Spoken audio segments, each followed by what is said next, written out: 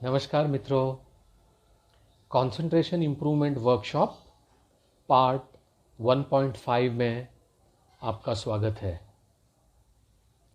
Video को आगे देखने से पहले मैं आपका ध्यान वीडियो के शुरुआत में दिए हुए लीगल डिस्क्लेमर पर ले जाना चाहता हूं।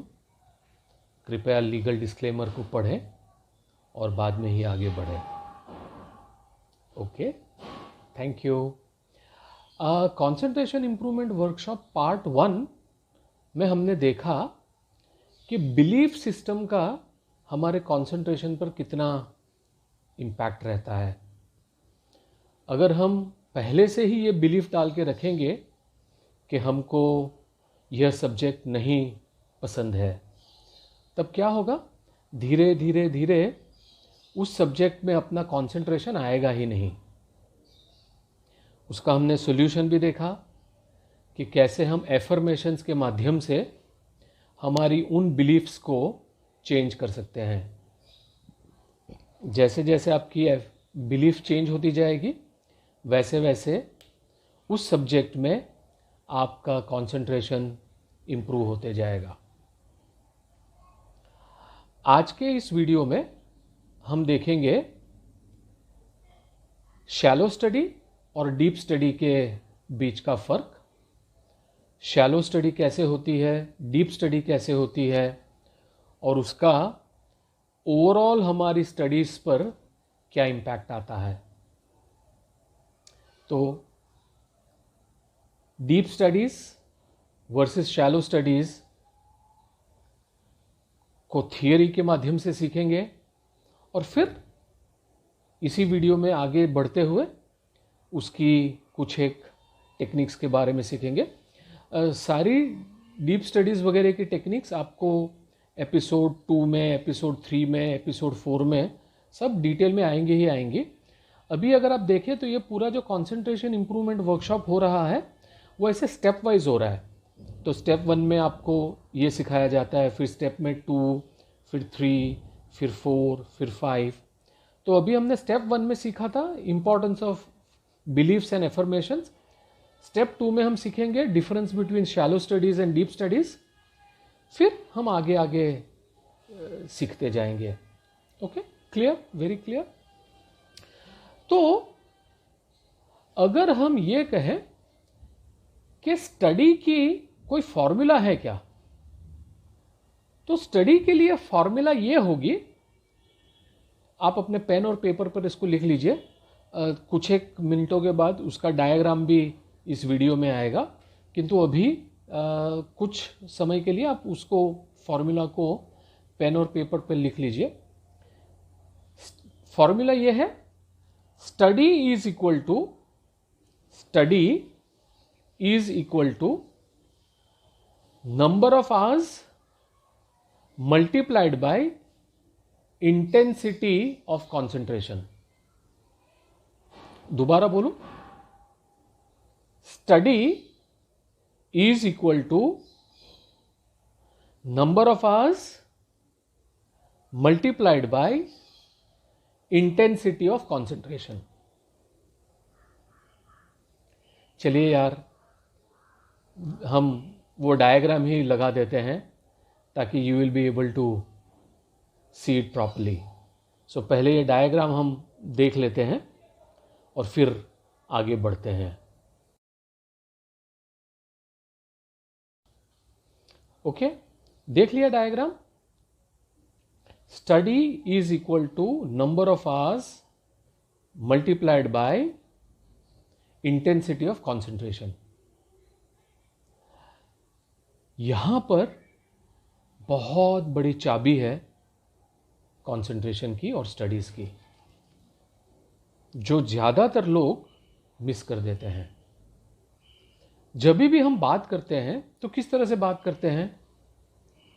अरे मेरा बेटा तो दिन में 10 घंटे पढ़ाई करता है, अरे मेरा बेटा तो दिन में 15 घंटे पढ़ाई करता है। इतना पढ़ने के बाद भी, 10 घंटे 15 घंटे पढ़ने के बाद भी उसके मार्क्स क्यों कम आते हैं? क्या कभी सोचा किसी ने?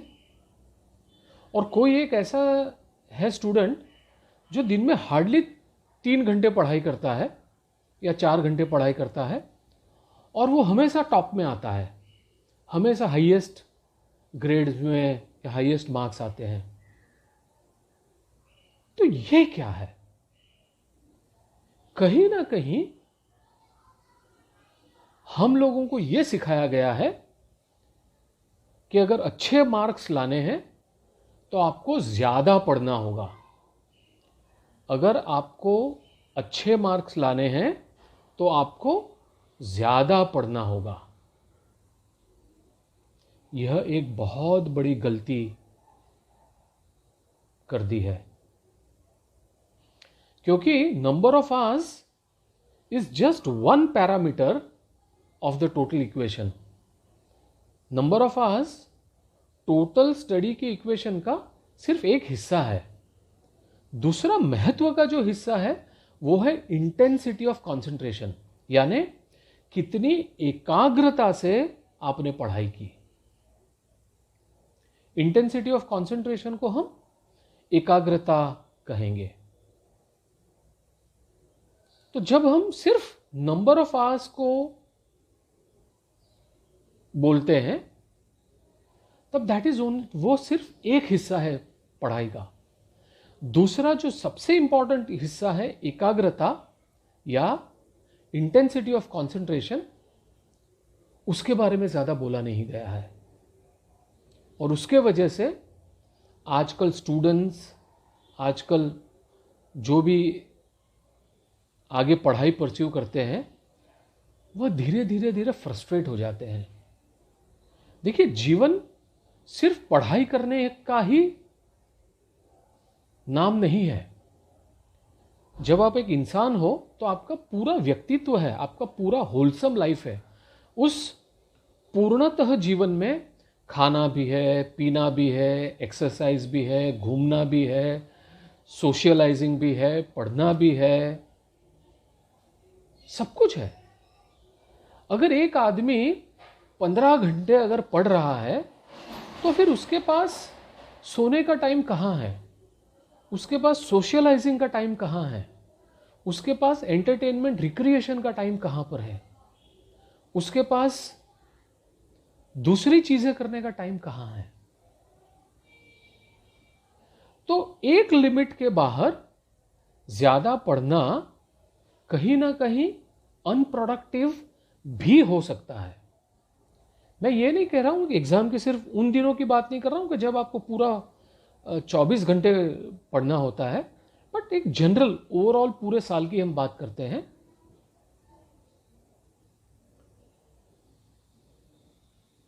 यह बात हमको बहुत ध्यान से समझनी है। इसको हम एग्जाम्पल के माध्यम से समझते हैं। फिर से पेन और पेपर निकालिए, तब आपको एकदम बहुत आसानी से समझ में आ जाएगा कि हम क्या बोल रहे हैं। इक्वेशन लिख लिया, study is equal to number of hours multiplied by एकाग्रता, इंटेंसिटी ऑफ कंसंट्रेशन। तो मान लीजिए आपने 10 घंटे पढ़ाई की, तो नंबर ऑफ आवर्स के नीचे आप 10 ऐसे लिखिए, 10 ऐसे लिखिए, मल्टीप्लाइड बाय एकाग्रता या multiplied by intensity of concentration. मान लीजिए आपने सिर्फ 10% ही एकाग्रता से पढ़ाई की, आपकी एकाग्रता या आपका इंटेंसिटी ऑफ कंसंट्रेशन सिर्फ 10% ही था, तो आपका स्टडी कितना हुआ? 10 hours multiplied by 10% is equal to 1 hour of study. और दूसरा स्टूडेंट है जिसने 3 घंटे पढ़ाई की, 3 आवर्स ऑफ स्टडीज किया, लेकिन उसकी एकाग्रता या उसका कंसंट्रेशन की इंटेंसिटी वॉज 80%। 3 घंटे पढ़ाई किया बट एकाग्रता उसकी 80% थी, 80% थी। तो अब इक्वेशन में क्या आएगा? 3 multiplied by 80% is equal to 2.4 hours of studies, 2.4 hours of smart study. अब आप बोलिए, जिसने 10 घंटे पढ़ाई करके 10% एकाग्रता से किया, उसका रिजल्ट कितना आया? 1 आवर ऑफ स्टडी। और दूसरे ने 3 घंटे पढ़ाई की बट 80% एकाग्रता से पढ़ाई की, तो उसका क्या स्टडी का रिजल्ट आया? 2.4 आवर्स ऑफ स्टडी। अब बोलिए किसकी पढ़ाई ज्यादा हुई? वो 10 घंटे वाले की पढ़ाई ज्यादा हुई या वो 3 घंटे वाले की पढ़ाई ज्यादा हुई? This is very very important part. Deep study यानी आपका फोकस, आपकी एकाग्रता बहुत ही हाई है। और शैलो स्टडीज यानी आपकी इंटेंसिटी ऑफ कंसंट्रेशन या आपकी एकाग्रता बहुत ही लो है। फिर से बोलूं, इंग्लिश में बोलूं। Deep study is where intensity of your concentration is very high, and shallow study is where intensity of your concentration is very low.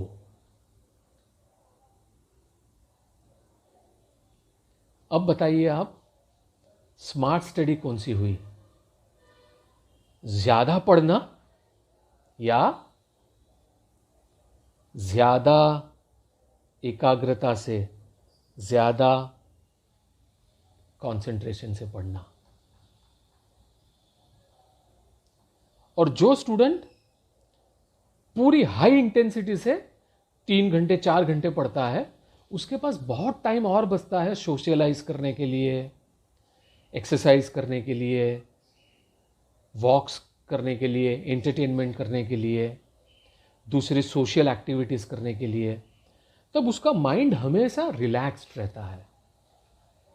और जो 15 घंटे पढ़ाई कर रहा है बट वेरी लो एकाग्रता, very low intensity of concentration, वो न तो सोशलाइज कर पाता है, न तो एंटरटेन कर पाता है, न तो एक्सरसाइज कर पाता है, तो उसका माइंड कभी भी रिलैक्स नहीं होता। और जब माइंड रिलैक्स नहीं होता तब रिकॉल अच्छे से नहीं आता। हम कंसंट्रेशन इंप्रूवमेंट पार्ट 2 में यह रिटेंशन और रिकॉल के बारे में और ज़्यादा समझेंगे।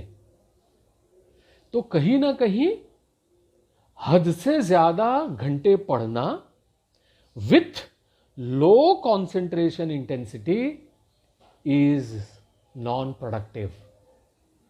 वो कहीं ना कहीं आपके माइंड को ज़्यादा तकलीफ पहुंचाता है। समझ में आ रही है ये बात? तो अब आप बताइए कि डीप स्टडी करना ज्यादा बेटर है या शैलो स्टडी करना ज्यादा बेटर है? Naturally deep studies.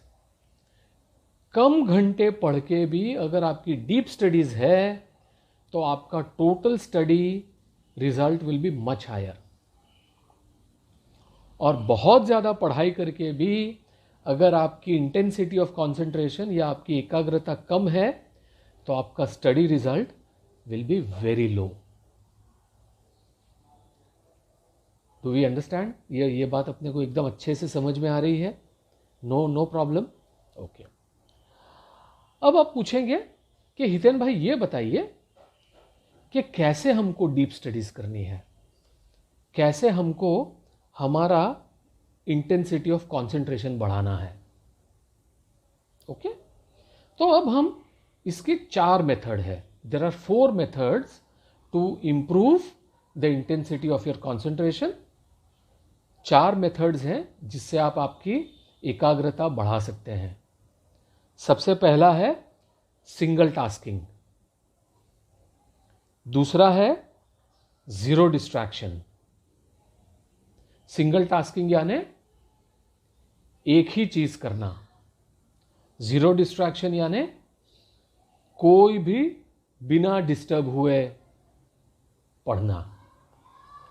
तीसरा है 1 पॉइंट फोकस, सिर्फ एक ही चीज पर आपका पूरा फोकस लगाना। और चौथा है push the boundaries of studies. एक रीजनेबल लंबे पीरियड तक पढ़ाई करना, दैट इज पॉइंट नंबर 4। चलिए ये सारे पॉइंट्स को हम एक एक करके समझने की कोशिश करते हैं। सबसे पहले हम मल्टीटास्किंग, सिंगल टास्किंग और मल्टीटास्किंग की बात करते हैं। मल्टीटास्किंग में क्या होता है कि आप एक साथ कई सारी एक्टिविटीज कर रहे होते हैं। जैसे आप पढ़ाई भी कर रहे हैं, आप म्यूजिक भी सुन रहे हैं, आप टेलीविजन भी देख रहे हैं, आप खाना भी खा रहे हैं। हमने कंसंट्रेशन इंप्रूवमेंट पार्ट 1 में थोड़ा लाइटली इस टॉपिक को समझा था, और कंसंट्रेशन इंप्रूवमेंट पार्ट 2 में हम इसको और डीप में स्टडी करेंगे कि रिटेंशन का मतलब क्या है। रिटेंशन का मतलब क्या है कि एनवायरनमेंट से इंफॉर्मेशन हमारी सेंसेस के माध्यम से, हमारी इंद्रियों के माध्यम से कॉन्शियस माइंड में आती है, वहां से फिर वह इंफॉर्मेशन सबकॉन्शियस माइंड में जाती है। तो एनवायरनमेंट में अपनी किताबें हैं, इंटरनेट वीडियोस हैं, हमारे टीचर्स हैं, क्लासरूम्स हैं। तो एनवायरनमेंट में से इंफॉर्मेशन हमारे इंद्रियों के माध्यम से, आँख से, कान से हमारे कॉन्शियस माइंड में आती है, और फिर कॉन्शियस माइंड से सबकॉन्शियस माइंड में जाती है। अब हमारे माइंड की, कॉन्शियस माइंड की एक कैपेसिटी है कि वह कितनी इंफॉर्मेशन को अंदर ले सकता है। जब आप मल्टीटास्किंग कर रहे होते हैं, जब आप पढ़ाई भी कर रहे हैं, मैथ्स का कोई प्रॉब्लम भी सॉल्व कर रहे हैं, साथ में आप गाना भी सुन रहे हैं, तो क्या हो रहा है? सिर्फ एक इंफॉर्मेशन नहीं जा रही है आपके सेंसेस द्वारा कॉन्शियस माइंड में, मैथ्स का प्रॉब्लम भी जा रहा है, साथ में म्यूजिक भी जा रहा है। तो क्या होगा? दोनों आधा अधूरा जाएगा, कोई भी एक चीज पूरी नहीं जाएगी, दोनों चीज आधा अधूरा जाएगी। न तो आपको उस गाने के शब्द या लिरिक्स ठीक से याद रहेंगी, न तो आपको मैथ्स का प्रॉब्लम ठीक से याद रहेगा, आधा अधूरा सब रहेगा। उसमें अगर आप टीवी भी देख रहे हैं, तब आप सोचिए, वह इंफॉर्मेशन भी वापस उसी टाइम आ रही है। आप खाना भी खा रहे हैं, अब क्या हो जाता है? आपके कॉन्शियस माइंड की एक लिमिटेड कैपेसिटी है, वो पर्टिकुलर अमाउंट की इंफॉर्मेशन ही ले सकता है। जब हम बहुत सी चीजें, विभिन्न विभिन्न तरह की चीजें जब डालने की कोशिश करते हैं, तो कॉन्शियस माइंड सब चीजों को थोड़ा थोड़ा लेता है। दैट्स वाई वो इंग्लिश में कहावत है ना, work while you work and play while you play, play while you play. उसका यही मतलब है, जो भी कर रहे हो एक ही काम एट ए टाइम करो। सो आज के बाद जिसको भी आदत है पढ़ते समय म्यूजिक सुनने की, टीवी देखने की, खाना खाने की, कोल्ड ड्रिंक पीने की, कॉफी पीने की, स्टॉप इट। सिर्फ एक ही काम एट ए टाइम करो। कॉफी पी रहे हो तो सिर्फ कॉफी पियो, अच्छे से उसका स्वाद एंजॉय करो, टेस्ट एंजॉय करो, उसकी स्मेल एंजॉय करो। टीवी देख रहे हो तो पूरी तरह से टीवी ही देखो, म्यूजिक सुन रहे हो तो पूरी तरह से म्यूजिक ही देखो, म्यूजिक ही सुनो। पढ़ रहे हो तो सिर्फ पढ़ाई ही करो, खेल रहे हो तो सिर्फ खेलो ही। समझ रहे हैं? Don't do multitasking. Multitasking concentration को बिगाड़ देता है। Unless you are in some specialised field, या आप कोई फाइटर पायलट है या फाइटर प्लेन उड़ाते हैं, जब आपको एक साथ 50 चीज़ करनी होती है, तब फिर आपको मल्टीटास्किंग की ज़रूरत है, और फिर उनकी ट्रेनिंग भी उसी तरीके से होती है।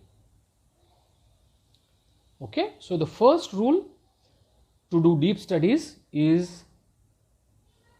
Don't do multitasking, single tasking करिए।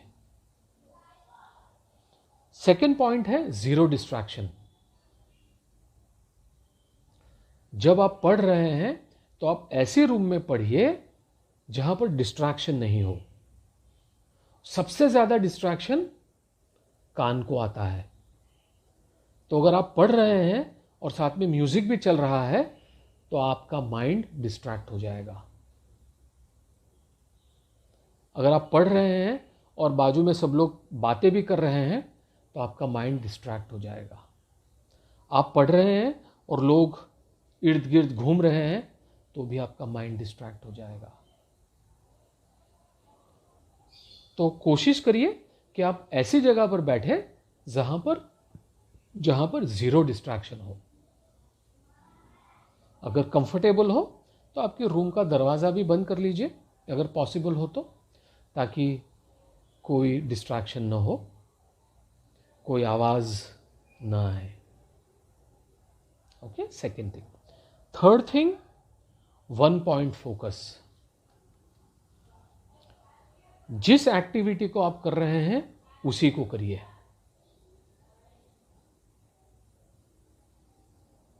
अब इसको समझिए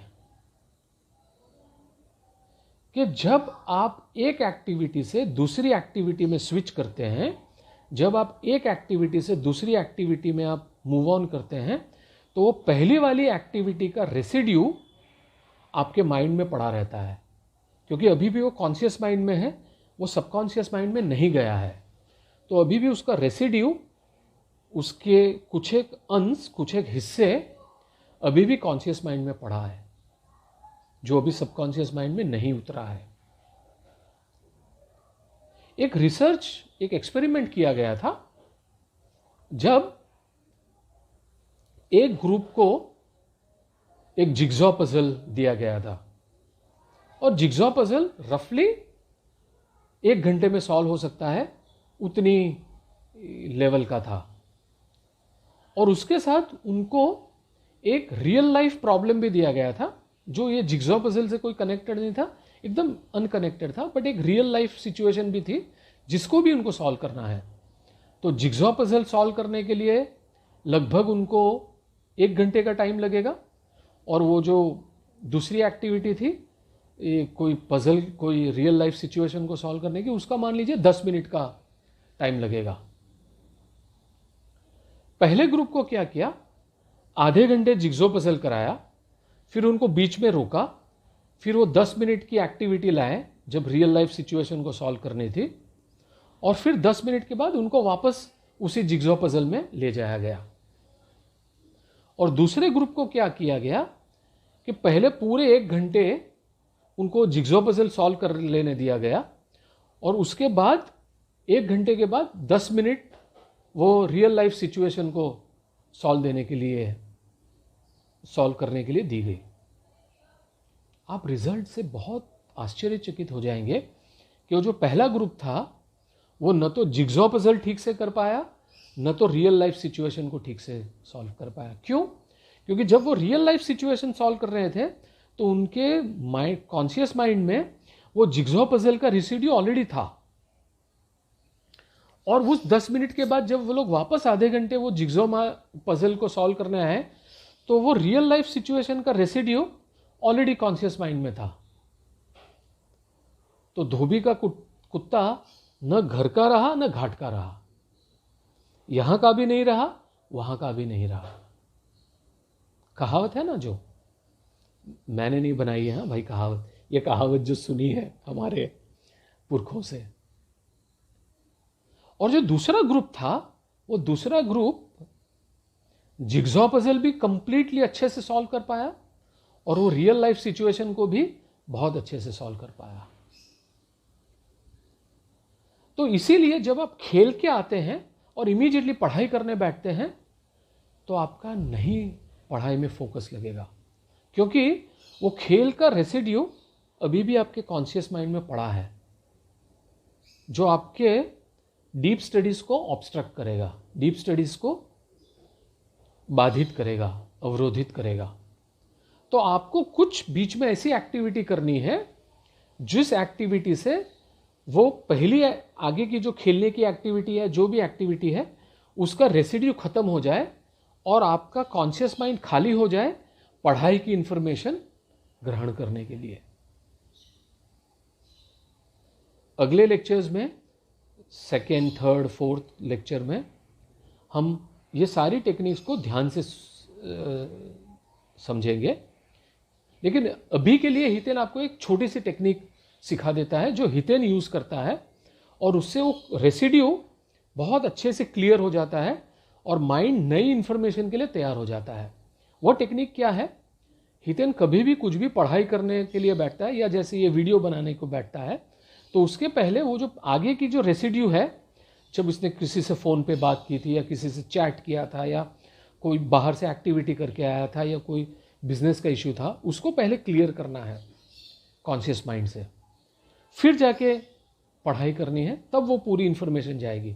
तो हितेन क्या करता है, ये जो टेक्निक जो हितेन वापरता है आप भी वापर सकते हैं। बहुत मज़ेदार टेक्निक है। शुरू में थोड़ा अजीब लगेगा, खूब हंसी भी आएगी, लेकिन जैसे जैसे आप करते जाएंगे वैसे वैसे आपको बहुत एंजॉय होगा। तो हितेन क्या करता है, आंख बंद करता है और अपनी दोनों हाथों की उंगलियों को नचाने का शुरू करता है। आंखें बंद करके दोनों उंगलियों को नचाने का शुरू करता है। आपको खुद को आश्चर्य होगा, जब आप गुस्से में होंगे तब आपकी उंगलियां बहुत तेज तेज नाचेगी। जब आपका माइंड शांत रहेगा तो वो उंगलियां बहुत ही धीरे धीरे नाचेंगी। अपना पूरा अटेंशन ये जो उंगलियां नाच रही है ना, उस पर ले जाइए। कैसे आपका अंगूठा नाच रहा है, कैसे आपकी सारी फिंगर्स नाच रही है, इंडेक्स फिंगर कैसे नाच रही है, मिडिल फिंगर कैसे नाच रही है, रिंग फिंगर कैसे नाच रही है, लिटिल फिंगर कैसे नाच रही है। कोई जज नहीं करिए कि मेरे को इसको ऐसे नचाना है, इसको ऐसे नचाना है। जैसे वो नाच रही है नाचने दो, आप सिर्फ उसको ऑब्जर्व करते जाइए। जस्ट ऑब्जर्व करिए कैसे नाच रही है। धीरे धीरे धीरे आपकी उंगलियां एकदम रिदम में आ जाएगी, एकदम रिदम में नाचने लगेगी। और जब हितेन का मन शांत हो जाता है, उंगलियां भी एकदम रिदम में नाचने लग जाती है, तब फिर हितेन आँख खोलता है और अपनी पढ़ाई शुरू करता है। इससे आगे की वो जो एक्टिविटी की थी उसकी जो रेसिडुअल इम्पैक्ट है वह क्लियर हो जाता है, चित्त शांत हो जाता है। आप लोग भी ये टेक्निक करके देखिए, बड़ा मज़ा आएगा। शुरू में बहुत हंसी भी आएगी, सब लोग बोलेंगे अरे ये क्या कर रहा है। तो आप अपने रूम में अकेले बैठ के शुरू करिएगा ताकि लोग आप पर हंसे नहीं, और हंसते हैं तो हंसते हैं, उनको चलो उनको मज़ा आ रहा है, अपने क्या है। धीरे धीरे आप देखेंगे कि आपका माइंड कितने अच्छे से शांत हो रहा है, कितना आपका फोकस अच्छे से बढ़ जाता है। Okay, and the last point जिससे आपका इंटेंसिटी ऑफ कंसंट्रेशन बढ़ता है, that is reasonable long period of studies. कई लोग क्या करते हैं, 5 मिनट पढ़ते हैं फिर उठ के पानी पीने जाते हैं, 5 मिनट पढ़ाई करते हैं फिर टॉयलेट जाते हैं, 5 मिनट पढ़ाई करते हैं फिर मोबाइल देखते हैं, 5 मिनट पढ़ाई करते हैं फिर कुछ प्रश्न पूछते हैं।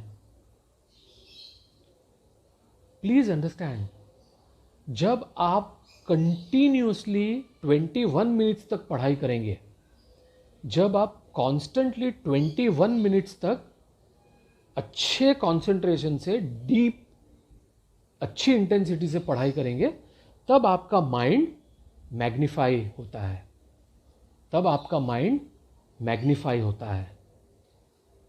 और फिर 21 मिनट के बाद आप जो पढ़ते हो वो बहुत डीपली आपके सबकॉन्शियस माइंड में चला जाता है। एकदम फटाक से हाईवे पे कैसे गाड़ी चलाते हैं, वैसे इंफॉर्मेशन सीधी इंद्रियों के मार्फत से कॉन्शियस माइंड में आती है, फटाक से सबकॉन्शियस में चली जाती है। लेकिन वो कब होता है? 21 मिनट के बाद। तो हमेशा जब भी पढ़ने बैठे 21 मिनट तक फोकस्ड अच्छी इंटेंसिटी से पढ़िए। उसके बाद जो भी पढ़ेंगे बहुत फटाक फटाक फटाक से सबकॉन्शियस माइंड में चला जाएगा। आपकी इंटेंसिटी ऑफ कंसंट्रेशन 21 मिनट के बाद बहुत ज़्यादा इंप्रूव हो जाएगा। अब 21 मिनट से लेकर कब तक? क्योंकि कॉन्शियस माइंड की भी तो एक कैपेसिटी है ना इंफॉर्मेशन रखने की। एक रूल ऑफ एवरेज हम ये कह सकते हैं, ये 21 मिनट भी रूल ऑफ थंब है, ऐसे नहीं कह रहा हूँ, सबके लिए अलग हो सकता है। किसी को ये 15 मिनट में आ सकता है, किसी को 20 मिनट में आ सकता है, किसी को 25 मिनट में आ सकता है, किसी को 30। एक average rule of thumb 21 minute का हितेन का एक्सपीरियंस बोलता है।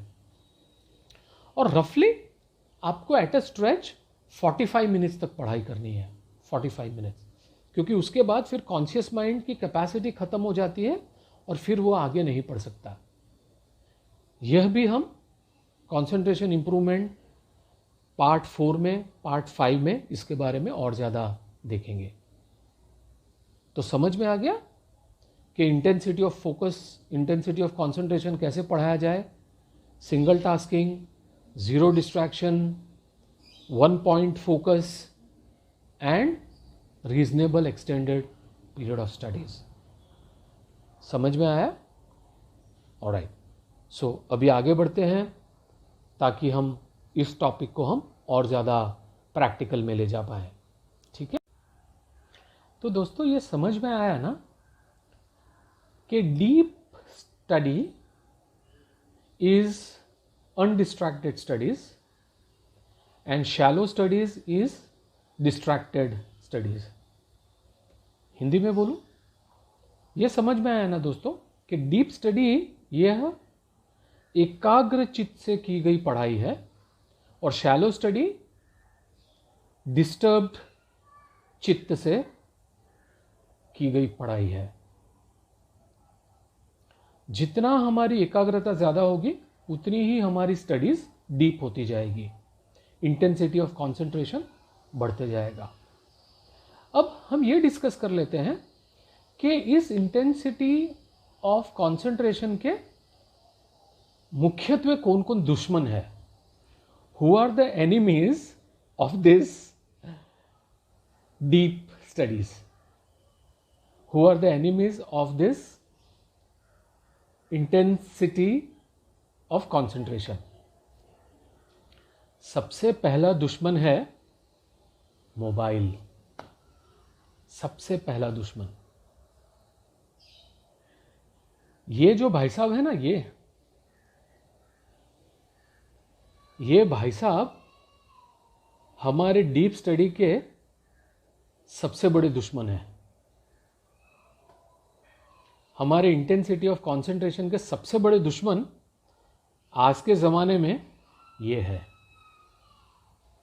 एक रिसर्च बताता है कि जब भी कोई भी नोटिफिकेशन आता है तो हम सिर्फ 50% ऑफ टाइम ही, only 50% of the time we can resist seeing it immediately. Research बताता है कि जब भी ये नोटिफिकेशन आता है किसी भी मैसेज का या मेल का या जो भी, हम सिर्फ 50% ऑफ द टाइम में उसको देखे बिना अपने आप को रोक सकते हैं। That means what?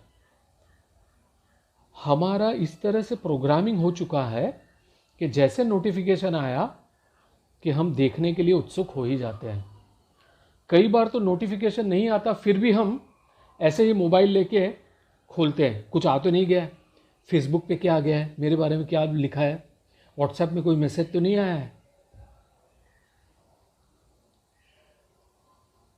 Please understand, mobile can be very good also if used properly.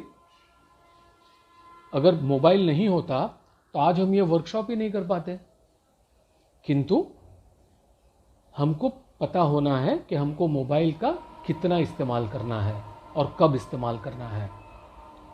कभी भी ये ना बोलिए कि मैं तो मोबाइल चालू रखूंगा, जिसका भी फ़ोन आए जो भी आए मेरे को, मैं तो नहीं देखूंगा, नहीं उठूंगा। आप वो कर नहीं पाओगे, आपका ध्यान डिस्ट्रैक्ट हो ही जाएगा। किसका मोबाइल होगा, किसका फ़ोन होगा, कुछ काम का तो नहीं होगा, 2-3 बार आया तो देखना ही है। तो सबसे पहले हितेन ये रेकमेंड करता है कि जब भी आप कंसंट्रेशन करने के लिए बैठे तो इस भाई साहब को आप जो भी रूम में बैठे उससे बाहर के रूम में रख के आइए। और अगर आप इस भाई साहब को बंद कर देते हैं तब तो सबसे बढ़िया है।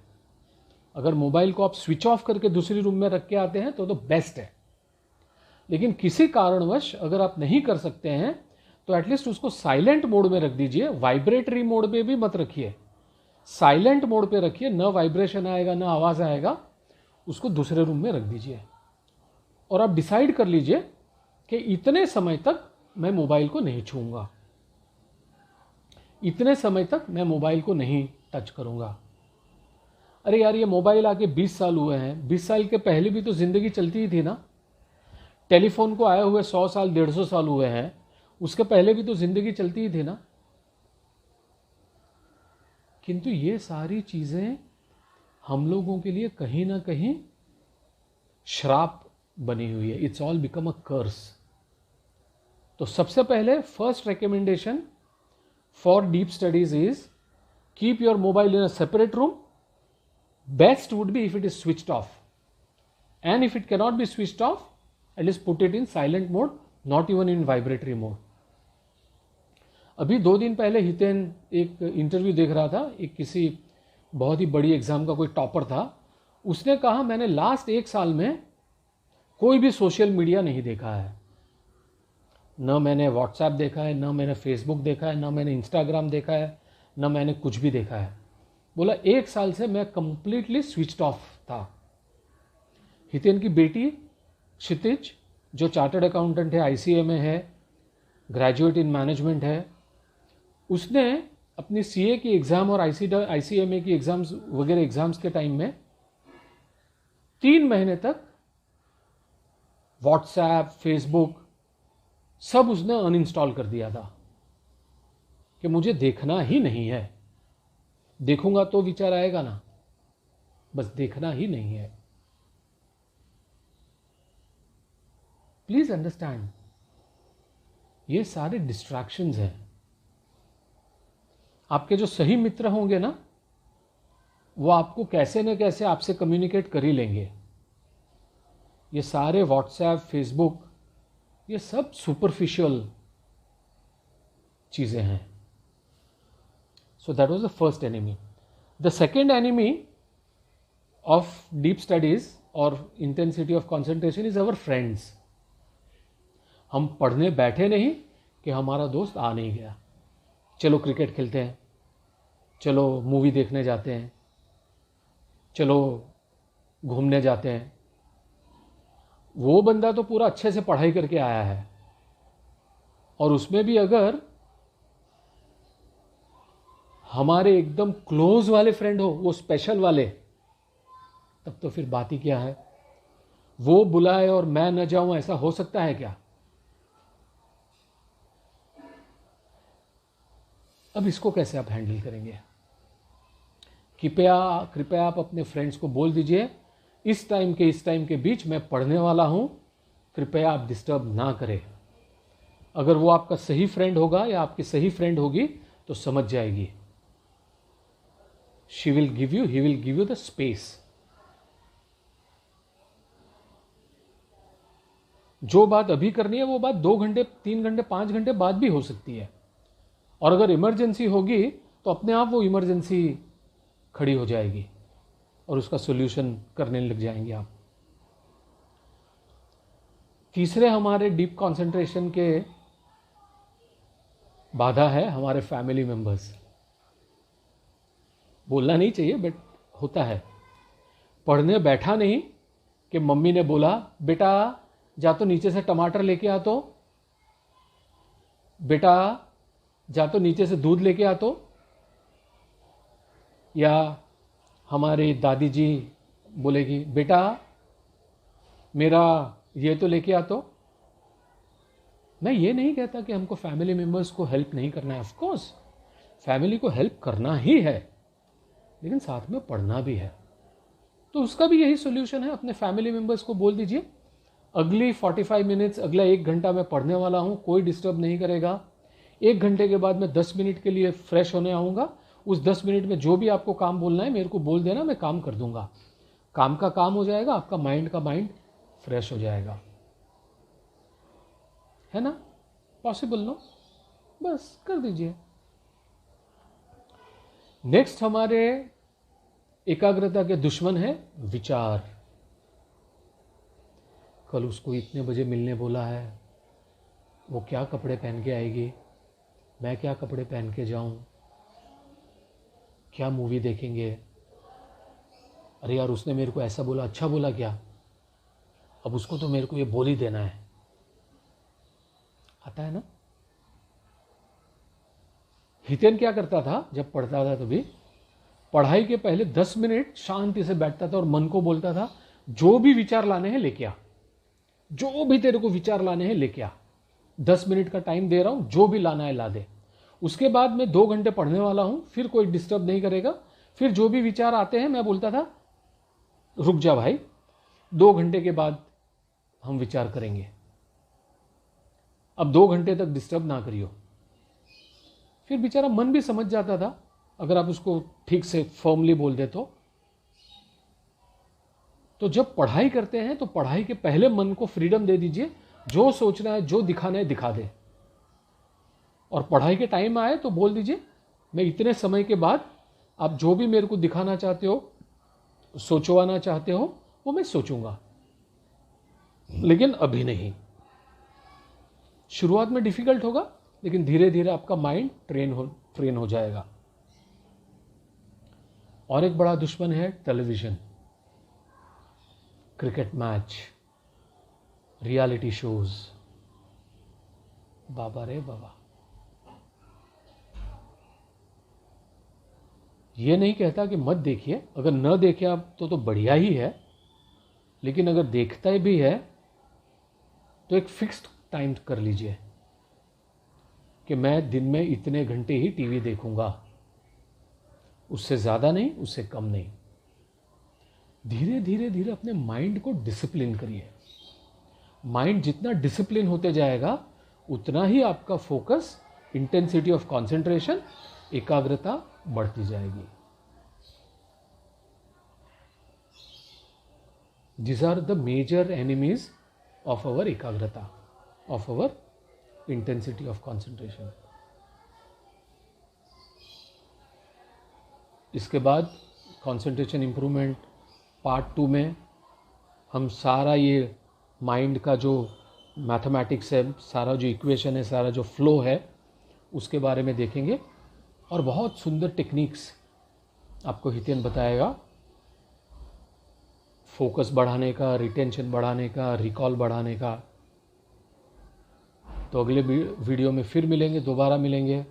तब तक मिलते रहेंगे, अच्छे से पढ़ाई करिएगा, कंसंट्रेशन बढ़ाइएगा। Hope this video was helpful to you. Thank you so much. जय सच्चिदानंद दोस्तों, खुश रहें, कंसंट्रेशन से पढ़ाई करें। God bless you.